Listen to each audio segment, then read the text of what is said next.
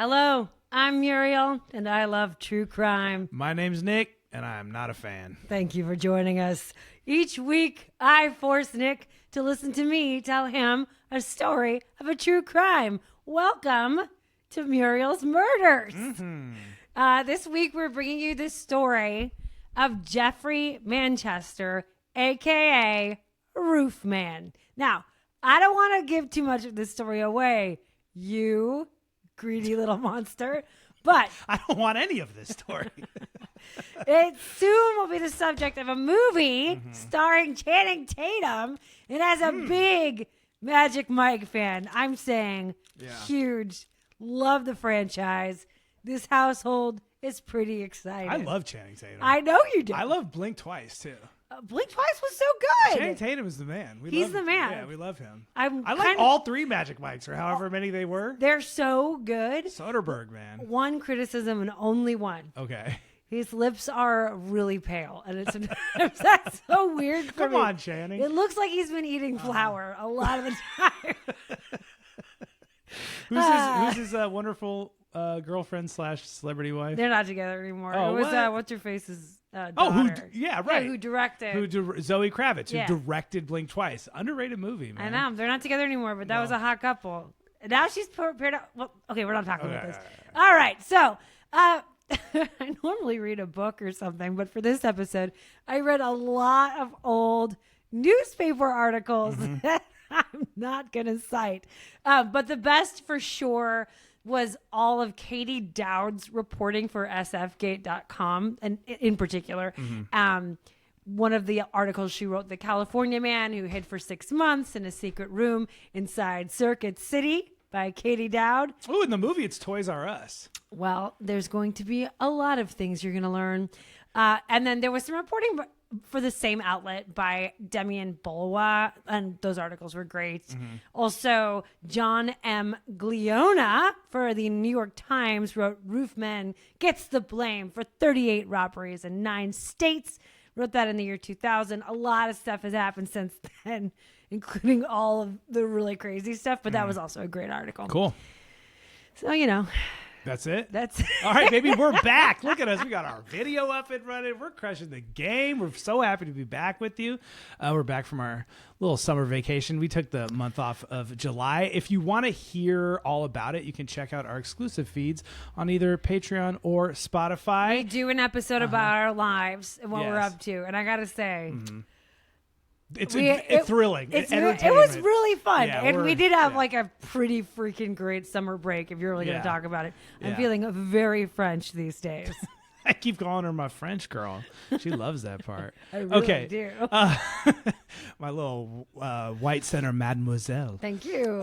Thank you so much to Lydia for signing up for our Patreon. With 1 monthly subscription, Lydia unlocked 80 plus true crime exclusives, including 2 we just released about the anarchistic colony in Home, Washington, where Muriel and I just spent our 4th of July. And we went to a parade there. Sorry. Is that what you were going to say? No, I was going to say that part. But it was really cool. It's no longer anarchy in Home, but it used to be, and it's a crazy story. Plus, Lydia gets access to every single exclusive we put out. That would be 2 true crime episodes and 1 non-true crime episode a month. That's right. If you're interested in a Nick and Muriel podcast minus the true crime, it's called the podcast formerly known as Hella, and is available exclusively through subscription. If Patreon isn't your vibe, screw Patreon. You have the glorious option of subscribing on Spotify. Yeah. Boom. You know, we know we didn't put out any episodes last month, but we still want you to subscribe to our Patreon or Spotify. Well, there's a hella episode. There's 80 episodes on the stupid, exclusives. There's so many, and they're so good. I swear, actually, some of them are pretty freaking good. So okay. That was you really backed off that. I swear they're good. I promise some of them are pretty good. Well, I'm just trying to be like modest, very French. Okay. All right. Okay. Whatever. Now back to our show. Muriel. This is a true story involving murder, violence, drugs, adult themes, etc. So If any listeners are like Nick and they don't want to hear about those kind of things, please go listen to a different podcast. We do joke on this podcast about serious subject matter because that's how we get through the world. We do curse, plus we live in Los Angeles, so you could probably hear the helicopters flying above our head right now. I think you should stick around, but if those things are deal breakers, it was nice to know you. Goodbye. All right, Nikki, are you ready to hear this story? No. Okay, let's get started. So, summer, Charlotte, North Carolina in 2004 was kind of wilding out. All right. Yeah. According to the Charlotte Mecklenburg Police Department crime report for June, crime was up all over the city. The murder rate was up. Sexual assault was up. Burglary. Bicycle theft was up like 25% that month. Jacking bikes. Arson was up 14%. Identity theft was up something like 33% from 2002. Car break-ins were up so high, over 15%, that so many cars were being stolen. Police doubled the fines for leaving your keys in your car unattended. They were like, listen, we can't stop them from stealing them, but just we will stop. punish you if you sort of make it easy for them. Exactly. All right. And Damn, what was it? Super hot or something? It was just, 2004. It was a little wild. I actually read a lot of stuff that I ended up cutting out. But there was just a lot of weird stuff going on, man. I was breaking some laws in 2004. What? Yeah. No, you were living with me. No, I wasn't. I'm pretty We got sure together in you like were. 2007, girl. In 2004, I was wild. You don't even know about me back in 2004. Oh, maybe you're right. I don't remember. I was stealing stuff from grocery stores, doing graffiti. I hate this. Okay, and also, so many people were escaping from prisons in the Carolinas. Oh, really? Burly, mustachioed William Barefoot. He escaped the Hoke County Jail in North Carolina in the summer of 2004. He'd been sentenced to 84 years for the attempted murder of a police officer. The 40-year-old man overpowered two jailers, jacked one of their cars, and took off. He spent about 2 weeks stealing guns and cars and breaking into houses before he was caught.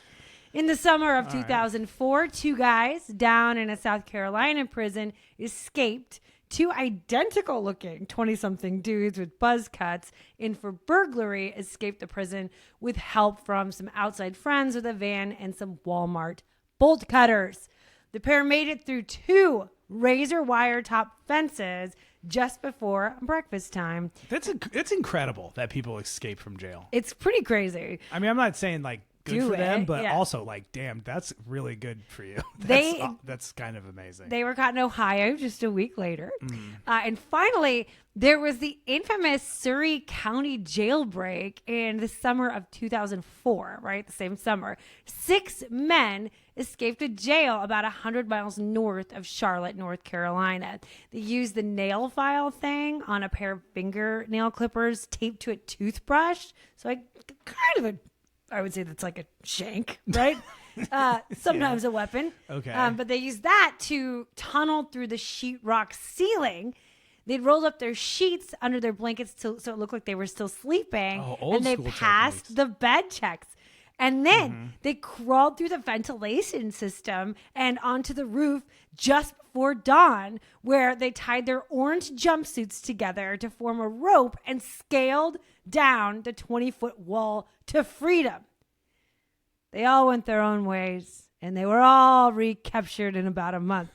But one of the guys wrote this long and narrative poem about his time on the run in a stolen truck, a truck he had stolen. Okay. And he left the spiral notebook behind in the truck, and the truck ended up belonging to the friend of a local musician. So when these guys found the poem, they were like, this poem is amazing. So they made a song out of it that became an instant regional hit. It's called Surrey County Jailbreak. It's written by Russ Ashburn. It delighted locals and pissed off the county sheriff, who told press, quote, "You can sing a song and do what you wish, but he who laughs last laughs best." Because they all got put back in jail. I was going to say, I feel like you shouldn't really like hang your hat on that saying, because there's no such thing as last. Right, exactly. You know what I mean? Like we're laughing now. Are we last in that line? So like, I couldn't find a recording of this song anywhere, and I couldn't find anything by Russ Ashburn. So I don't know what that's about. But I do know that they did write that the guy who wrote the poem, who escaped, got really mad about like getting his royalties, and they made fun of him. Okay. But I did find part of the song on an old NPR story, and it is really clowning. I'll read you like one little snippet of the lyrics. Good, thank you. We're out on the streets again, but we ain't out on no bail. Headed down the road, my friend, toward the western sky. We ain't got no Bonnie Parker, just way too many Clydes. It's a sausage fest. It's hilarious. It's like Down by Law or something. Isn't that great? Yeah. Anyway, apparently in 2004, the people of Charlotte, North Carolina were going through some stuff. And one of those people was a 40-year-old single mother of 3 named Leigh Wainscott. Leigh had... What? So I just feel like I said that so crazy, but that's how you say it. Leigh Wainscott. I just haven't said it out loud until just now. Oh, you like heard it out loud.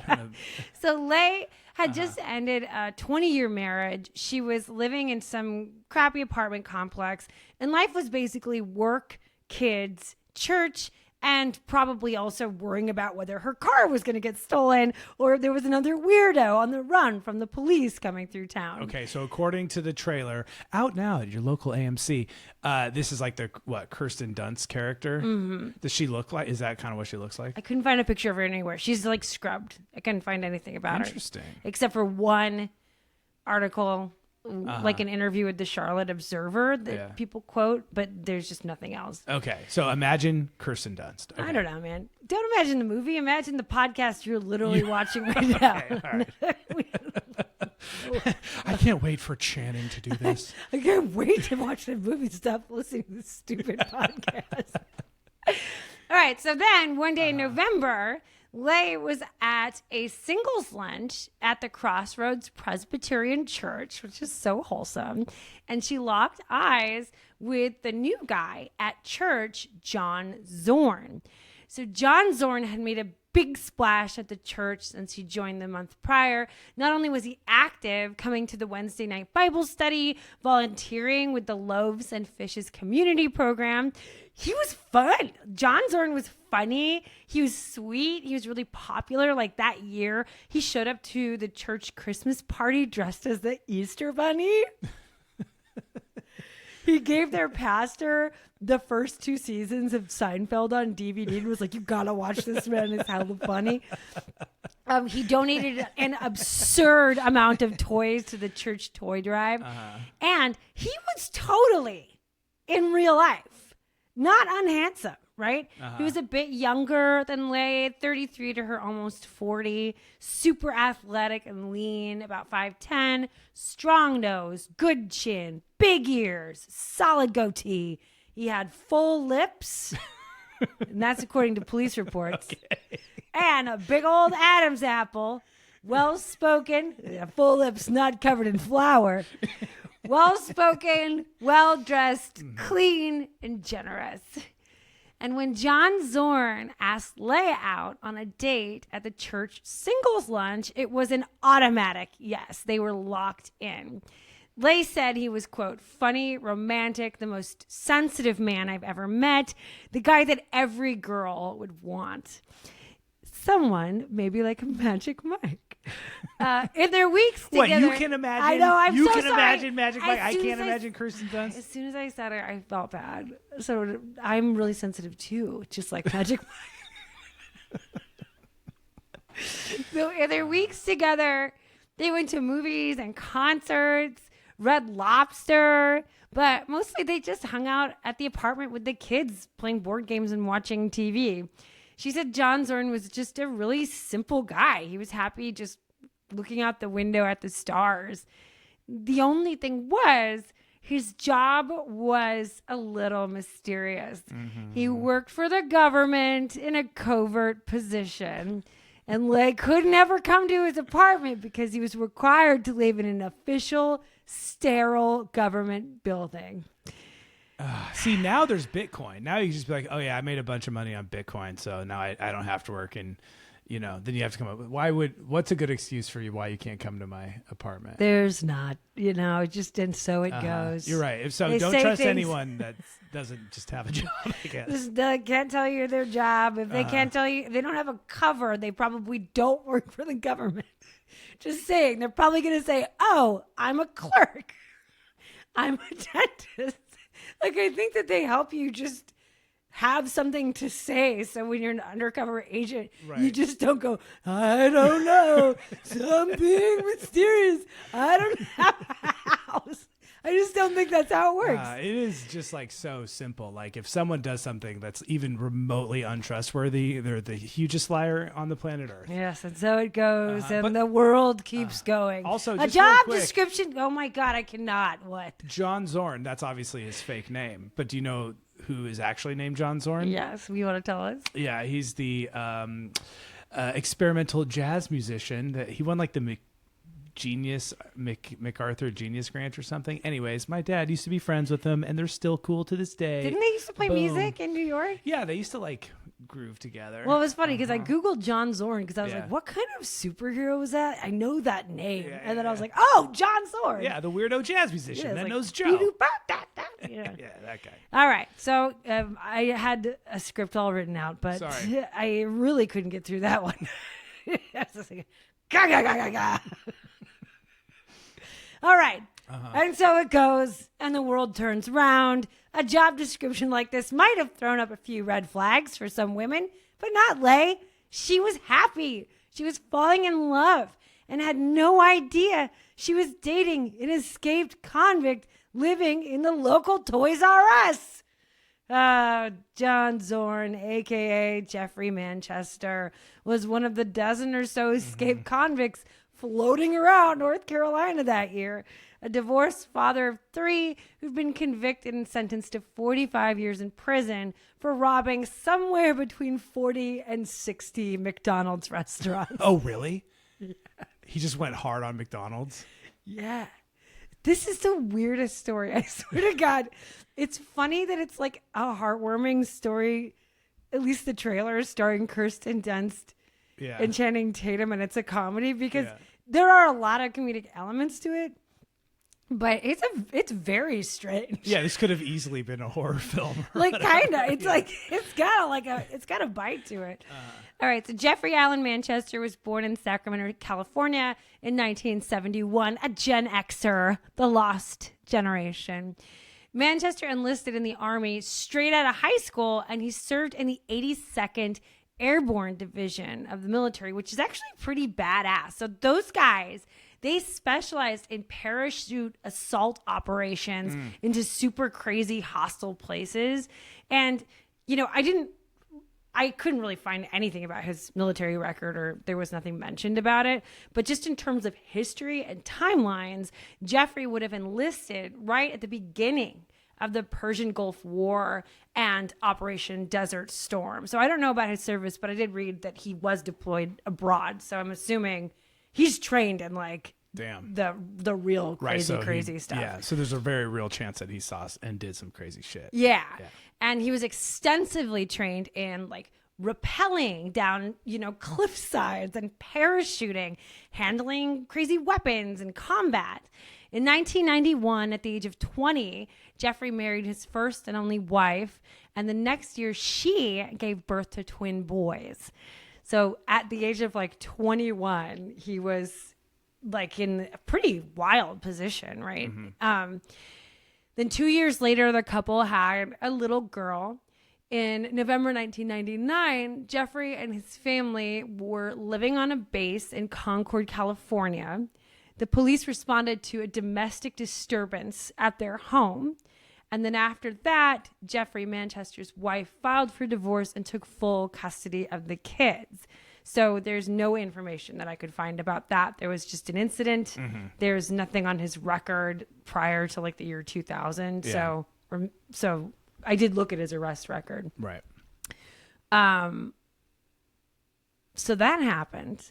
But by then, Jeffrey Manchester had been secretly robbing McDonald's locations around the area since 1998. So that might have had something to do with a big blow-up fight and a divorce. Who knows, right? I feel like we're both starting to sweat a little bit. It's so hot in here. It's really hot. We need like handkerchiefs. Yeah, well, take a drink of your beer. It's just going to cool off for a second. It feels freaking hot. Do I look sweaty? I don't know. Don't tell me that when I'm trying to look cute.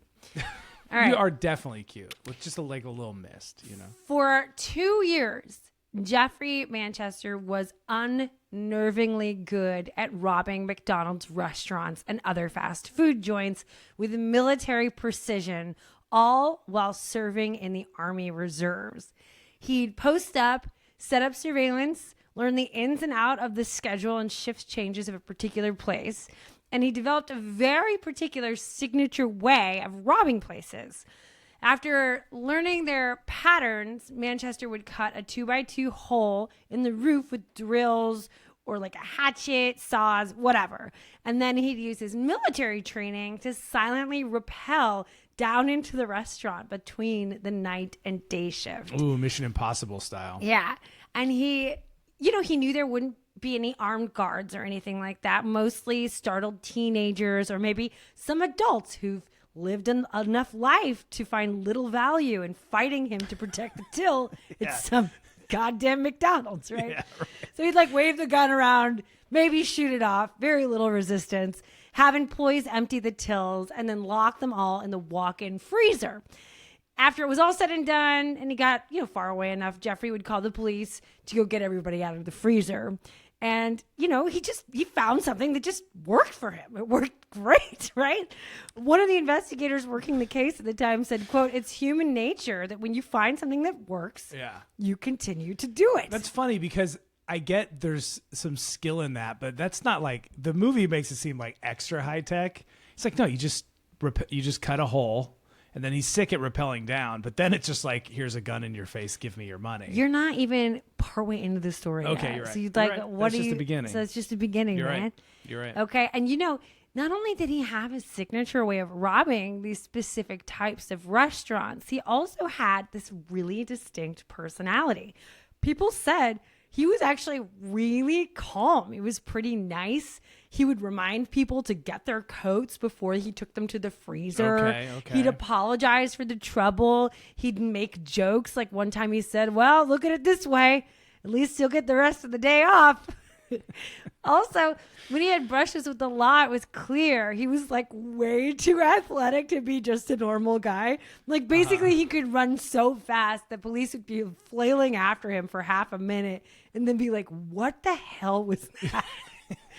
Yeah. So despite the fact that they had clear descriptions of him, they knew his modus operandi, right? They were pretty positive he was military trained. They could not catch him. And pretty soon he expanded out of California and across the country. Jeffrey Manchester wasn't flawless, though. Police on his trail would find like half-drilled holes in the roofs of McDonald's, abandoned tools, showing his plans had fallen through. Once he did the whole thing and then rappelled down into a McDonald's on Thanksgiving, only to find it was closed for the day. Or sometimes he misunderstood the floor plan and he would cut a hole that would lead him into some blocked area of the restaurant. One time, he was almost caught by police, but was so fast, he crossed a 4-lane highway in a dead sprint, and police just lost him entirely. There's no way to get him. Yeah. Just on foot, you mean? Yeah. And he wasn't above using his weapons. He shot up walls. He shot a phone once when an employee tried to call the police. He shot his way out of a glass door one time.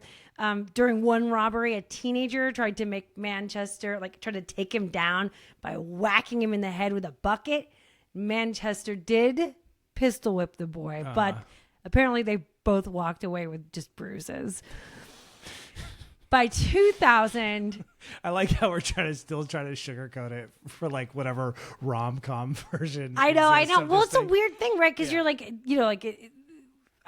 pistol whipping is pretty drastic. Yeah, a child, a 16-year-old kid. Like a kid. I mean, I don't know how old he was. He's a teenager. Uh-huh. But, he wasn't out there.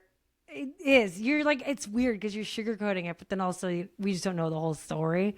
And there's something about it that seems like, he's nonviolent almost all the time, except for when people resist him, which doesn't make you like a great guy. It makes you like not a sadist, I guess. Yeah, he's like, here's your jacket. I hope you're warm. And if you do anything, I'll pistol whip you. I did have, when I was reading his story, I think everybody writing about this story in 2000 and 2004 and afterwards, there is this sort of like inclination to make him a nice guy, like be on his side. Yeah, it's a very strange thing. Yeah, and you're totally right. Yeah, we all want like I don't know, the Robin Hood or right, whatever. He's right. like giving all these toys to the church, and he's like, coming the knight in shining armor for like the single mother and whatever. Yeah, that's like it's compelling. So and he's hot too, so that really helps. He's not that hot, but he's like not unhot, Yeah, but he's also like sprint across. Yeah, exactly. The freeway hot. Yeah, really bad facial hair. So by the year 2000, Jeffrey Manchester was known as a Roofman. Mm-hmm. For 2 years, Jeffrey was rocking it. No one could catch him. And then in North Carolina in May of 2000, he got a little too freaky and he tried to rob 2 McDonald's in the same day. So he was sent on a training mission with an Army Reserve boat unit from California, like an annual training expedition. And he traveled with the 481st Transportation Company to North Carolina. When he got some free time, he robbed one of the McDonald's in Gastonia, North Carolina, after it closed for the night. And then, around 5 a.m., he tried to rob a McDonald's about 10 miles away in Belmont. And that one was just opening. An alarm was tripped at the second McDonald's. Police were already on high alert from the first robbery. So police started searching for him and found a completely and wholly suspicious dude coming out of the woods carrying a rifle, drills, pry tools, hammers, and a bag stuffed with cash. How much money was he getting at these McDonald's? Really not that much to justify it, to be honest. It's 2004. Yeah. He did it for 2 years and he made $100,000 total. So like, so as much as you would make as at a normal job. Also, he was like had a pretty prestigious like start in the military. I mean, he was still working for the military. Right. It seems like he had lots of options in life. He wasn't like dishonorably discharged. He was still working for the Army Reserves and he had all this crazy training. So I mean, it is. He was in it for the love of the game. That's why I'm saying like the story is actually pretty weird. Yeah. So Jeffrey ran back in the woods and he hid in some grass, but police finally got him. He reportedly said, "You guys did a real good job today," to the officers who arrested him. And at first, he tried to smooth talk his way out of the situation. Like, okay, yeah, I did rob those 2 McDonald's, but the rest of them was actually some other guy. I was just copying him because he seemed so awesome. And I thought, well, maybe I can do it too. Well, obviously that didn't fly. And Jeffrey Manchester was convicted and sentenced to 45 years in prison. Again, I was reading this, I was like, 45 years in prison? That's way too much. What is that, like 1 year per pistol whipping? Mostly, actually, it was because he was charged with 8 separate counts of first-degree felony kidnapping for like putting people in these things. Right, yeah. So Jeffrey was an excellent in prison, a model prisoner. In 2004, he was serving time in the Brown Creek Correctional Institute in Polkton, North Carolina. And eventually, his behavior earned him a spot in the prison's metal plant, a place where inmates produced things like bed frames for the prison or something like that. Mm-hmm. So he sat back, did his military-grade surveillance thing, watched the trucks that came in and out of the prison and in and out of the metal plant delivering things. And then he built himself an escape pod, a black spray-painted plywood platform lined with cardboard, strong enough to support his weight and wide enough to hide him completely from security checks. So he wedged that sucker in the undercarriage of an outgoing truck, got inside of it. So if somebody looked underneath, like, and they weren't really looking, it would just look like the undercarriage. Yeah. And then he rode his pod to freedom, completely undetected. I feel like a pod is sort of maybe too fancy of a word. I mean, it sounds like he painted a piece of plywood black. He was thinking, though, and he was the first guy in the prison's history to escape the facility. And after that, he hitchhiked away. Now, there was a skirmish to find him. Many investigators assumed he'd be heading to Sacramento to see his kids. But instead, he headed straight to a Toys R Us store in Charlotte, North Carolina. And he took up residence in the Toys R Us. He hid out in the low traffic areas. I think maybe the ceiling or like storage areas. It wasn't that clear. Anyway, he lived off the grid in this Toys R Us. And he survived off of candy and baby food. He exercised by riding his bike around the store after it closed down, get his muscles together, right? What he'd do is he'd alter employees' schedules to give himself more like windows of more free time.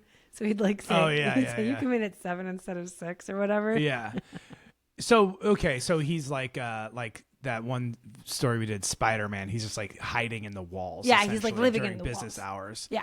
And then they close down, and then he comes out and rides a bike around. And eats baby food. Okay. He put together this kind of complicated surveillance system using baby monitors so he could just watch everybody and hear their conversations. Baby monitors, that's hilarious. But hold on, you said Circuit City before. I'll get there, dude. Oh, okay. It was going really well, except, people were starting to notice someone was stealing an exorbitant amount of stuff. Because not only was Manchester living off of supplies he pilfered from the Toys R Us, he'd gone out into the community, found himself a girlfriend with a couple of kids, and joined a church.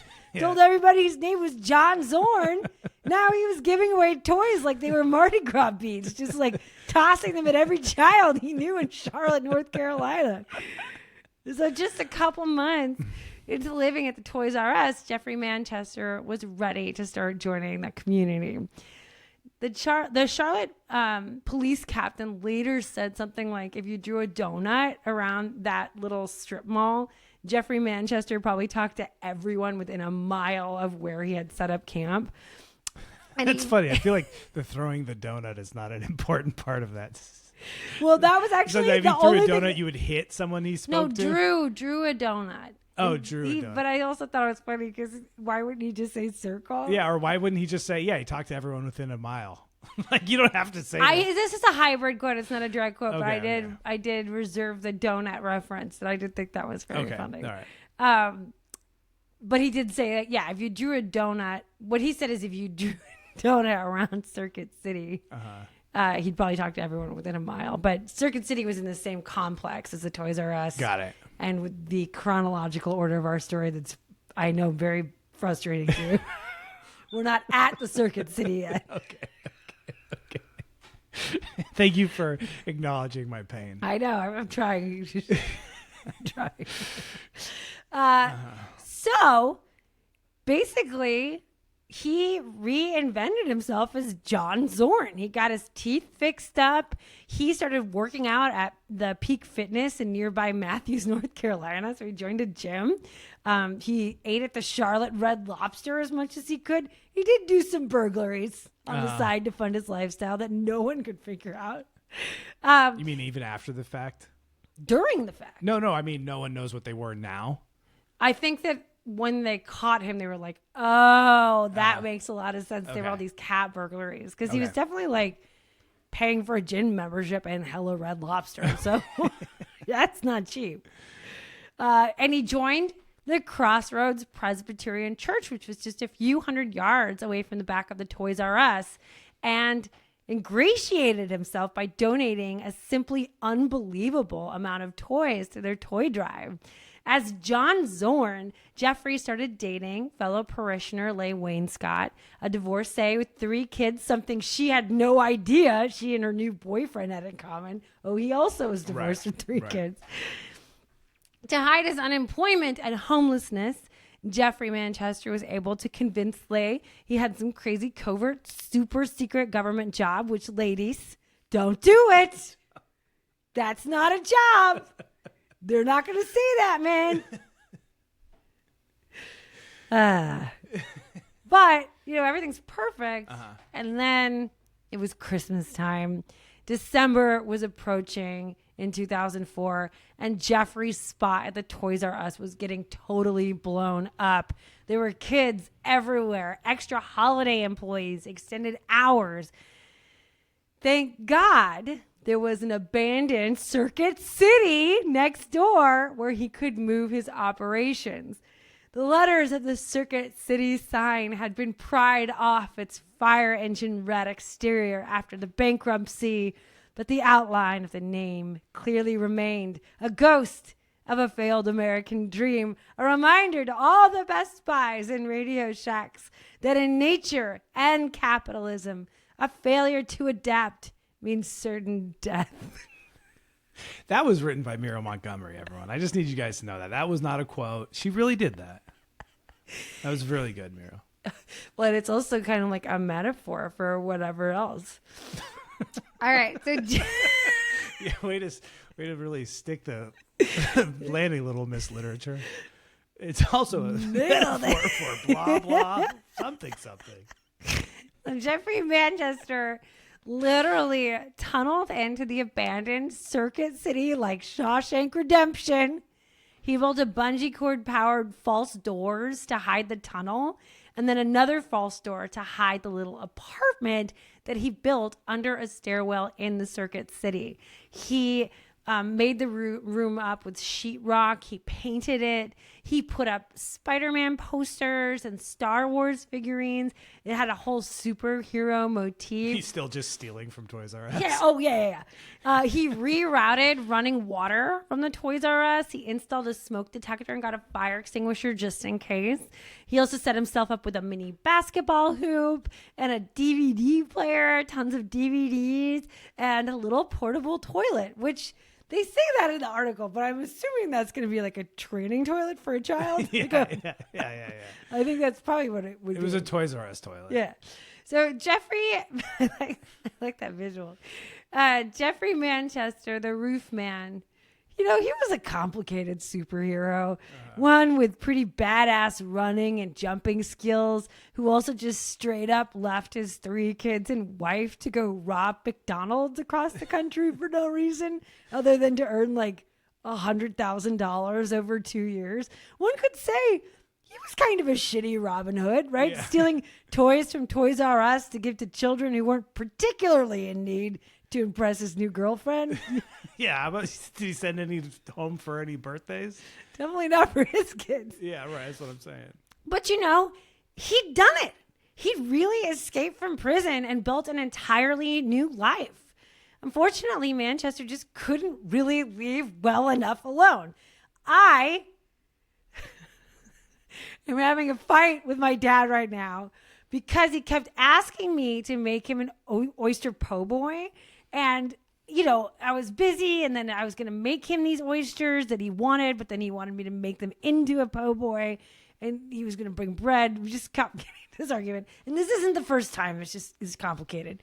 All right. And then I found this place that's supposed to have awesome po' boys sandwiches near where he lives. And I sent him the menu, and I was like, look, Dad, they have this thing you've been asking me for like a couple years, right? And he said the menu is gross because to him, a po' boy is no lettuce, no tomato, no pickle, only bread, fried oysters, a bit of cracked pepper, Dijon mustard, and a squeeze of orange, which is apparently how they used to serve them in New York in the 50s, according to my dad. So, wait, are you going to tell the part when that's when you texted him back? Oh, I just now realized you actually have no idea what a po' boy is. Yes, I did say that. I antagonized him a little. And then he goes, well, I know what an oyster sandwich is. And you go, well, you know how to put things on bread. I think he just thought it was a sandwich. Who puts I don't know. I mean, he doesn't, Well, and then he told me that like things like lettuce and tomato are too strong of flavors and they detract from the fried oysters. And I was like, what? I was capers, Dijon, and orange are like the craziest flavors. Like, oh, I forgot to even add that. He said, and capers, a sprinkle of capers. And then he goes, who wants a pickle? A pickle would overpower the oysters. And I said, what do you think capers taste like? And Dijon mustard. Insanity. Okay. And then I dared him to go to this restaurant and order it. Yeah. Let's see what they say. Okay. Anyway. I don't know if it's sweat, but you do have a tear under your eye. No, definitely. I'm sweating so much. It's unbelievable. Okay. But I'm wearing a primer that's supposed to be sweat-proof. Okay. I'm ignoring it. No, you don't see that, actually. I'm wearing a sweat-proof primer. Thank you. Thank you. It's going to be like this for like the next 2 months. I know. I literally, my eyes are stinging from sweat going into my eyes. All right. Point is with my dad's thing, right? You know, some people are just not going to leave good enough alone. And remember, sometimes it's just human nature that when you find something that works, you continue to do it. So you guessed it. Yes. Jeffrey decided to rob the Toys R Us. Okay. So Christmas that year, Jeffrey Manchester helped Leigh and her kids decorate the Christmas tree, and then he gifted Leigh a pair of diamond earrings. The next morning, December 26th, Roofman attempted to rob the Toys R Us. But things went sideways pretty quick, and a couple employees were able to escape and call the police. Now, Jeffrey made it out unidentified with some cash, but police dogs did sniff out the $7,000 in toys Jeffrey had stashed in the store's ceiling, right? Because he'd slowly been stealing things and stashed them like a little squirrel. So things were obviously very hot. Police poked around and they found the tunnel to the Circuit City hideout, but not the secret hideout, right? Because it still was behind this false door. But just a couple days later, a security guard patrolling the Circuit City building found the second false door and Roofman's secret lair. Police swarmed his red-ass Circuit City clubhouse and lifted a single fingerprint, one that he left on a DVD of the 2002 classic Catch Me If You Can, a film about a legendary, prolific con man played by Leonardo DiCaprio. Is that movie based on a real story? I think the deal with that story is supposed to be maybe semi-biographical. This guy did write this book saying it was like based on his life. And then people started reading it and being like, that's literally not true. It's impossible. So okay. I think the idea is that actually in real life, that guy is a con man for making the book. Yeah, right. Yeah.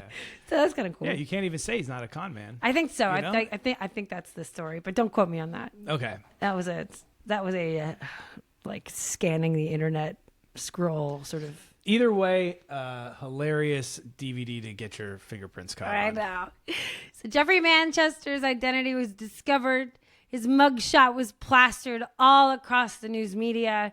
January 5th was Leigh Wainscott's 40th birthday. And if you have recently turned 40 or you're about to turn 40. You already have a lot going on. Believe me, we got a lot going on.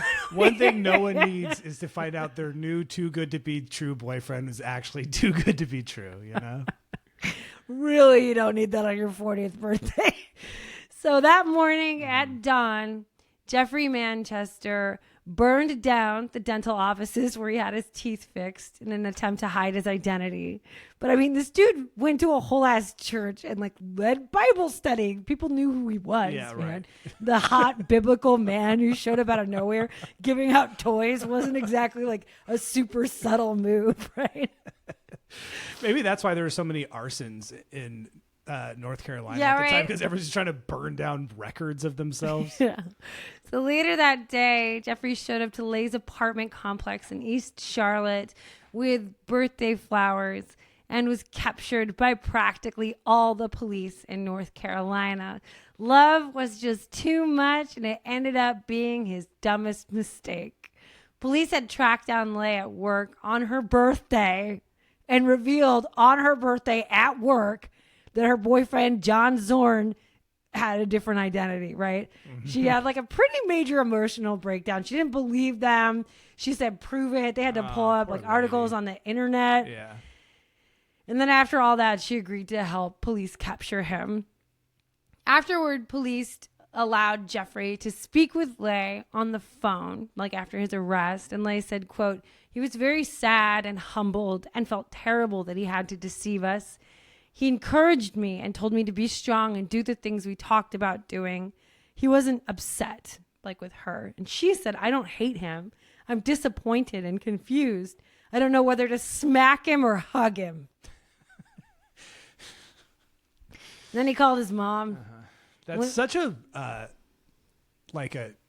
don't know. That's like, I mean, the average person could have been just responded way more chaotically than that. Right. Well, you know, I feel like she's pretty like, you know.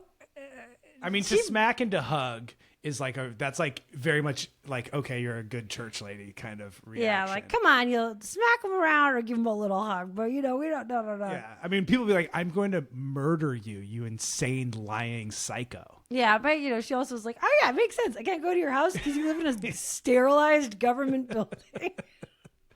Where? In this neighborhood? Like, just like, what's the address of the building? I think she's just chill, man. She's like, I don't know. No, she's a good one. Yeah, she's a good one. She's a keeper. Yeah. Yeah.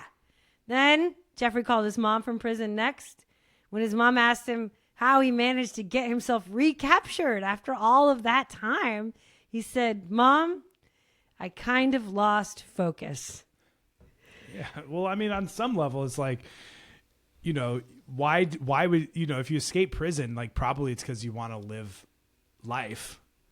Yeah. You know, you want to be in love and stare up at the sky and just make kids happy by handing them toys. And if you can do that for 6 months, you know. Yeah, even if they're not your own kids. Great. Especially if they're not your own kids, apparently. It just makes it even better. In the aftermath, Ron Smith, the pastor of Crossroads Presbyterian, the church where the two met, he was pretty embarrassed. You know, no one brought more toys to the church toy drive than that year than Jeffrey, like ever, right? It was like an insane eye-watering amount of toys. That was pretty crazy, right? And no one even thought to question it. And people didn't even really clock his last name. He had just kind of drifted into the church. Yeah. You know, and when you look at it like that, it made the congregation look kind of stupid. But the pastor also said, you know, my BS meter is usually pretty good. And, you know, he felt there was a truly good side to this guy. He said, Jeffrey, over the phone after his arrest, he told him he never felt more loved and accepted in his life than he did at Crossroads Presbyterian. And he sincerely apologized for everything he had put everyone through. Jeffrey Manchester tried to escape prison in 2009 and again in 2017. Both attempts were unsuccessful. Barring any advanced escape pods, he will be in prison until about 2036. And handsome ass Channing Tatum is playing him in the upcoming movie based on Jeffrey's life called Roofman. Is he getting any money for that? I don't know. I don't know. Why? You know why? Why? I was just going to say I hope he does. Because I don't know why I'm so sympathetic to this guy. Muriel. He never explained why he decided to become Roofman. You know, he didn't make much money. He blew up 2 families. And what could have probably been a solid military career. I guess he just found something he liked and he stuck with it, you know? Fried oysters, Dijon mustard, sprinkle of capers, squeeze of orange. Obviously, Muriel, idiot. Okay. The end. Thank you so much for listening to Muriel's Murder. She did all the research. She did the writing. She did the hosting. We both sweated through it. Just chug that beer. I'll handle the outro, Muriel. Go off, queen. You know, we love you guys. Find us on YouTube, TikTok, Instagram, Spotify, whatever it is. Oh, Muriel's choking. I can't chug anything. I don't know why. Yeah, don't do it. Definitely don't do it because I said it. Well, I thought that's what we were doing. Sip, you know. I just meant take a load off. You've done all the work. You've been texting my father today, and I feel like there's some sort of like. What are you trying to say? I'm acting like your dad? Mm-hmm. In what fucking way? Chug the beer? I'm not saying chug the beer. Oyster sandwich, po' boy? I'm not saying a po' boy oyster sandwich. All right, okay. All right, we love you guys. Most of all, Channing Tatum. Yeah. R.I.P. Jerry Springer. R.I.P. Hey, take care of yourself and each other. R.I.P. Jerry Springer. Goodbye.